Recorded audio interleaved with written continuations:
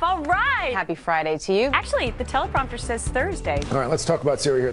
Failing to respond to this breach of this international norm would send a signal they can develop and use weapons of mass destruction and not pay a consequence. That's not the world that we want to live in. When there's a breach this brazen and the international community is paralyzed and doesn't act, then that norm begins to unravel. He also acknowledged the American people would have difficulty with this, and boy, have they. Any hint of further military entanglements in the Middle East are going to be viewed with suspicion. That experience with the war in Iraq colors how people view this situation. What's going on right now is all about Iraq. People are tired after more than a decade of war. I'm exhausted. We are exhausted. Soldiers of ours, our Marines, our airmen, exhausted. I understand skepticism. This is not Iraq. This is not Afghanistan. This is not even Libya. Just don't want to be sucked into another war of any kind at any level. I'm done with it now. 1,400 people were gassed. Over 400 of them were children. Do we just allow people to use chemical weapons and say, hey, we're tired of war? He looked so dog-tired that, frankly, he was making me tired just watching him. Dancing around the head of this pin. Are we on a fast track to military action? Delivering chemical weapons against children is not something we